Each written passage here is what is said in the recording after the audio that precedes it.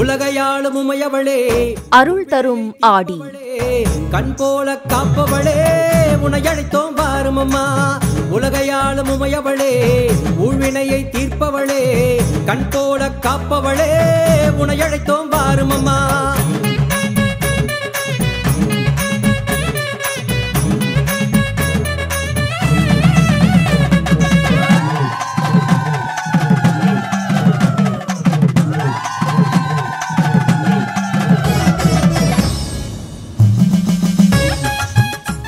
நமது தமிழ் மாதங்கள் ஒவ்வொன்றும் பல்வேறு சிறப்புகளை தன்னகத்தே உள்ளடக்கியது. அதில் குறிப்பாக ஆடி மாதமானது மிக விசேஷமாக போற்றப்படுகின்றது. ஆம், ஆடி மாதம் ஆன்மீக மாதம் மட்டுமல்ல, அது அம்பாளுக்கு உகந்த புனித மாதமாகும். ஆகையால்தான் கிராமம் முதல் நகரம் வரையுள்ள அனைத்து அம்மன் கோயில்களிலும் ஆடி மாதத்தில் திருவிழாக்கள் கொண்டாடப்படுகின்றன.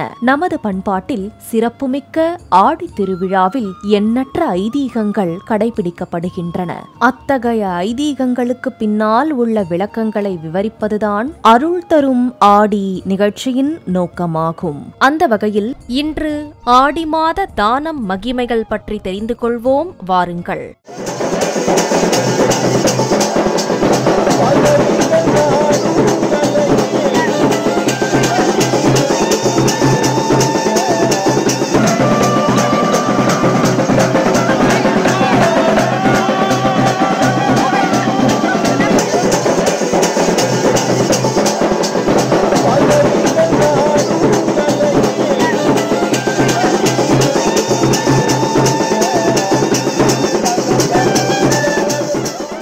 நமது பாரத மரபில் தானம் என்பது போற்றுதலுக்குரிய தர்ம செயலாக கருதப்படுகின்றது. தானம் கொடுப்பதன் மூலம் வாங்குபவர்கள் அடையும் நலனை விட கொடுப்பவர்களே நிறைய பலன்களை அடைகிறார்கள் என்கின்றன சாஸ்திரங்கள். இறை வழிபாட்டில் ஆடி மாதம் எவ்வளவு முக்கியமானதோ அதே அளவு ஆடி மாதத்தில் தானம் செய்வதும் மிகவும் முக்கியமானது என இந்திய கலாச்சாரம் கூறுகிறது.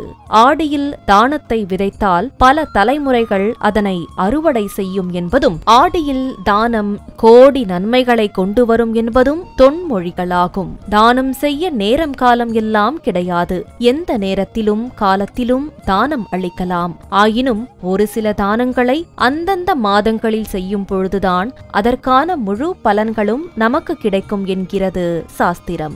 அந்த வகையில் ஆடி மாதத்தில் செய்யக்கூடிய தானத்தை பற்றி தெரிந்து கொள்வோம். வெயில் காலங்களில் கொடுக்க வேண்டிய தானங்களை குளிர்ச்சியாகவும், மழைக்காலங்களில் கொடுக்கக்கூடிய தானங்களை அதற்கு தேவையானவை போலவும் கொடுப்பது சிறப்பான பலன்களை கொடுக்கும். பொதுவாக ஆடி மாதத்தில் மட்டுமல்லாமல் எந்த மாதத்திலும் செய்யக்கூடிய அற்புதமான தான வகைகளில் ஒன்றுதான் அன்னதானம். அன்னதானம் தானத்திலேயே சிறந்த தானமாக கருதப்படுகின்றது.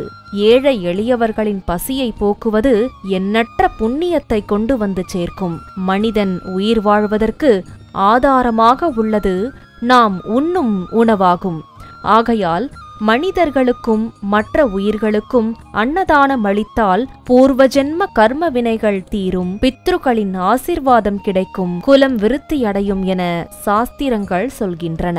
மேலும் அன்னதானம் இடுபவரை வெயில் வருத்தாது, வறுமை தீண்டாது, இறையருள் எப்பொழுதும் துணை நின்று மனதில் மகிழ்ச்சி நிலையாக குடிக்கொண்டிருக்கும் என வள்ளலார் கூறியுள்ளதைக் கொண்டு அன்னதானத்தின் சிறப்பை நாம் உணரலாம்.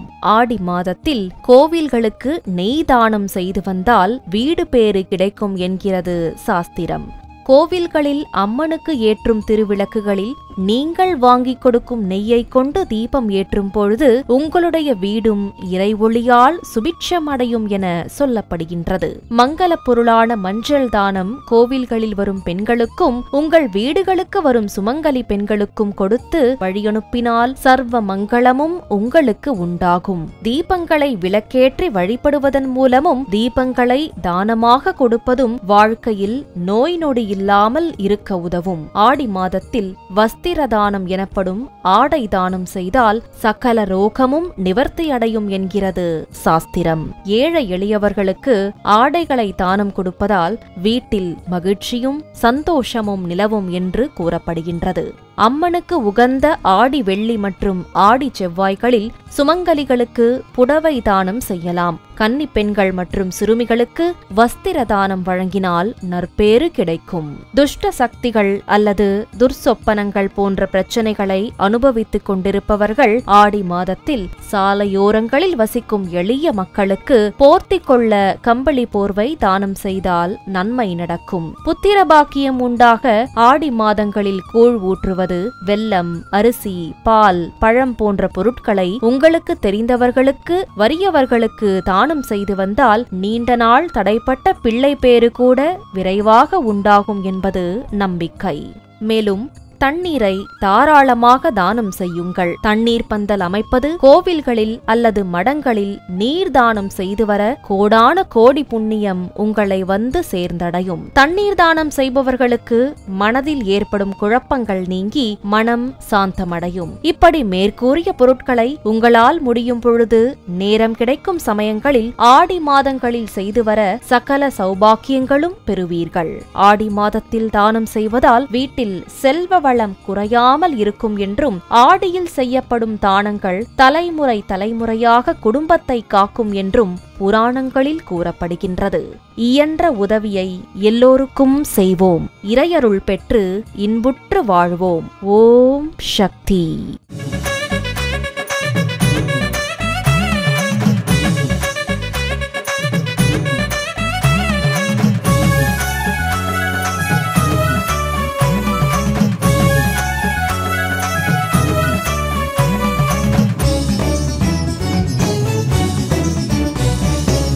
உலகையாளும் உமையவளே, அருள் தரும் ஆடி, கண் போல காப்பவளே, உன்னை அழைத்தோம் வாரும் அம்மா.